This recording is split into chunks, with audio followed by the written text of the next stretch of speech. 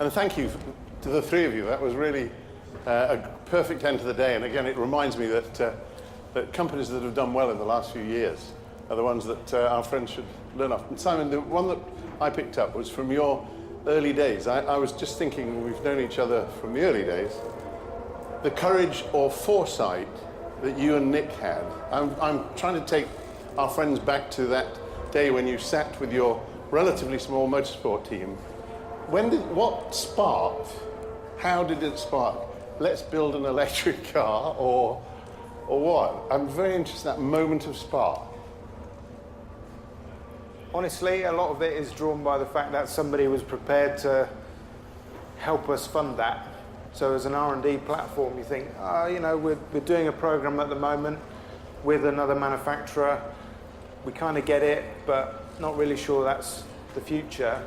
So what if we did our own? And then you start looking and go, actually, somebody's going to help us with that. Somebody's going to give us some money, some R&D money to do that.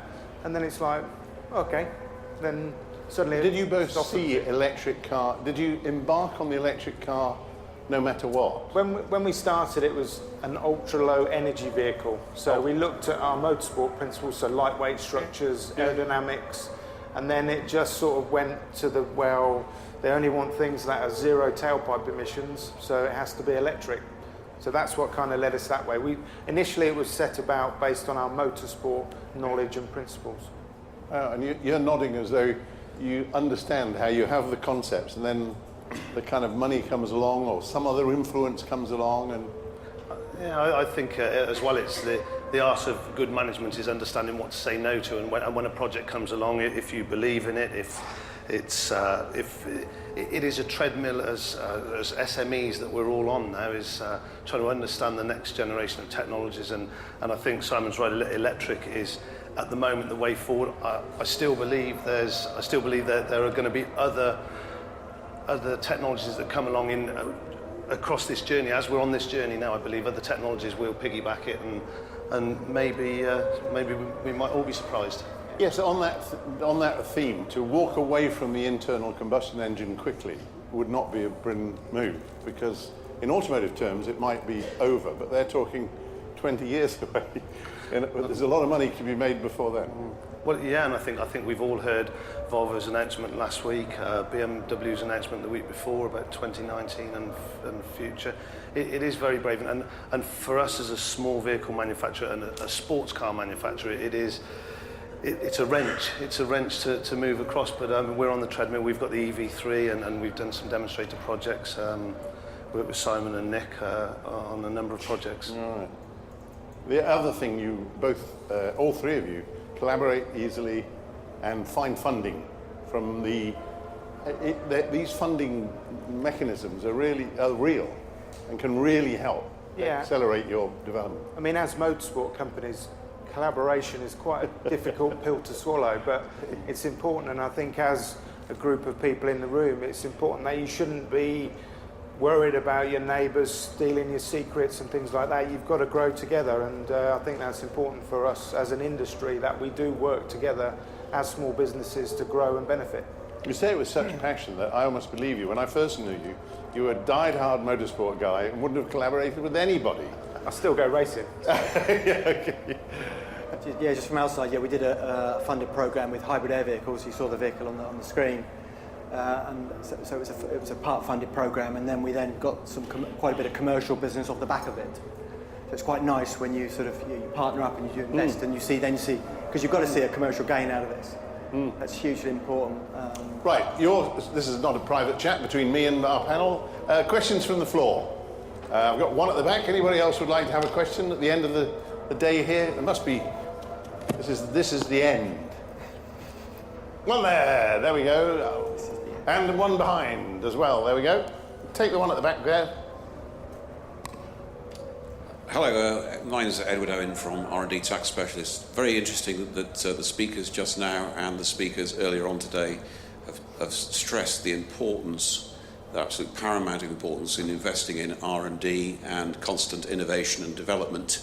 And we've heard from people at X-Track and from Polar about how important that was, and how they both benefited from R&D tax credits, you know, using that facility to help grow your business, be it through investing in people, investing in new technology, and taking this tax boost that's available to many of the people in this room. Don't listen to naysayers who say you won't qualify. Give it a go. Talk to somebody who can help translate your technology and explain it to the taxman and reap the reward and grow your business. And have you all got your tax credits in order? And do you all agree with that comment? Absolutely. It's I think that landscape's changed over recent years, because I think there was a lot of publicity a few years ago where it was deemed very, very difficult to gain the R&D tax credits. The landscape has changed. It is more the rules are more reasonable, and it is very, very useful for an SME. And it's very accessible to a small company, isn't it? Yeah, absolutely. I mean, for a lot of the businesses, I'm sure like yours, that they'll come in and they'll assess and they'll tell you and they'll work on a percentage of what you're going to get back. So it's really not a huge effort in the first place to do it. Yeah, it's been hugely successful. And I remember when you came to visit us, Chris, didn't you, when we started the business, and you said, "Paul, are you on it?" I said, "I'm on it." And we have massively benefited from that. Yeah, again, it's doing a lot of one-offs. It's one of those commission deals. I always wonder, you know, but you did it. Yeah, no, we did it. When you did it. But it's your money that you're getting back. So don't think that, you know, there's anything other than that. You've already sent it in one direction, and for whatever reason, the good government decided to give it you back. And I think it's fair to say, I don't want anybody else to hear it, but the way you describe your development and your research can be quite creative to make sure that you maximize the credit. These guys are in development, that piece of it for sure. They might not be so much in research. True? Yeah. So please, I'm not even going to ask for a show of hands. If you've even got a moment's pause, don't have one. Take it and take it to the full and deal with experts like this and others. In fact, we've got a guide to R&D tax credits free of charge on our website, so you can just download it and get the information and get the money and spend it on development, and the government will be delighted. And the way the industrial strategy of the government has been written, we are hopeful that the R&D tax credits will become even more generous. So learn the ropes, it's not difficult. And other questions, anyone else? I've got the mic here. Over there. Yeah, Chris Bowers from C&B Automotive Marketing again. I'm just trying to understand, when you embark on a funded project, or whether it be co-funded or through an agency like the NVN or Innovate UK, is that project developed with a specific end customer in mind, or are you free to then commercialise that technology further beyond its initial sort of target as such?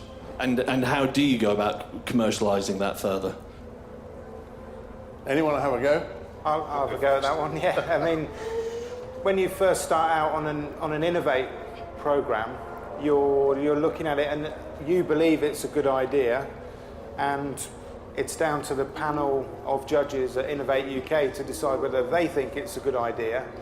It might not necessarily have an end game to it straight away, because along that journey you will discover that actually something that you thought you knew the answer to wasn't that at all, and it's a different question that you end up answering during that program, and that's really the thing that will make you the money in the future. And at the end of it, yes, you've generated IP, and yes, you do need to protect it as you go through that process, because it's a public source of funding, so people get to see what's going on. So you do need to protect your inventions or your knowledge and know-how, and then try and commercialise that through to the next level with APC or with an industrial partner, working with the likes of Morgan, for instance, who will then take it to market for you if they believe in it as well. And am I right? There's this worry, a lot of people always say, they talk about IP as being, and this is the burden of getting the money. And yet when you actually involve the people, they say, that isn't the barrier, that's just part of the evolution. Am I right? Yeah, and I think it obviously depends on which platform you're using for funding, whether it's Innovate, APC, as Simon said. So Morgan on an APC project, and We all work with the NVN, so it just depends which platform it is to the route to market and the metrics that are wrapped around each program. There's metrics wrapped around each program. So, but back to that word collaboration that's come up so many times today. As an SME, it's absolutely imperative that you collaborate. And don't worry about that. Don't fear it. I just repeat to you that if you haven't yet looked up APC, they've just launched their APC 8. And the one thing I'll say is if the language confuses you or worries you, they have really good helplines to say, this is how you do it. And if you have any trouble, you come through the MIA and we put you on to people who believe in collaboration who will say, this is what you have to do. And the same is with Innovate UK. So be very clear that you should join in. You don't actually have to do it if you don't like it. But go and look at Innovate UK, read about their competitions, and the same with APC. And if you need any advice, we've got loads of it. Any other questions from the floor? One at the back. So this is coming from social media. Does the and it's for the whole panel, I think. Does the continued drive towards greater energy efficiency across almost every transport-related sector, combined with the ever-increasing competitiveness of the global marketplace, position innovative, fast-reacting motorsport and high-performance engineering suppliers in pole position if they're brave enough to accept the challenge? I thought social media limited the number of words. I was going to say, can you repeat that one? Which bit are you going to do? The first paragraph or the second? Anyone get the gist? I mean, yeah, in terms of the drive for low carbon technologies, motorsport companies are placed in a really good position. You know, I think the problem we all have as motorsport business is how we go from that one prototype to commercializing these opportunities. That's a barrier, and that's something that we need to work together on overcoming. But for sure, motorsport companies, fast reactive, we're in a good space. You haven't actually mentioned that as often as I thought. One of the most attractive things in your collaborations to your partners is the speed and agility that's born into. Sort of say that for granted, really. Am I correct? Yeah, we take that for granted, I think. Yeah. Good. Any other questions? Otherwise, I'm afraid I'm going to have to move on towards the other, to the end of the day. So would you like to please thank our panel, and I really appreciate your help. Thank you so much, guys.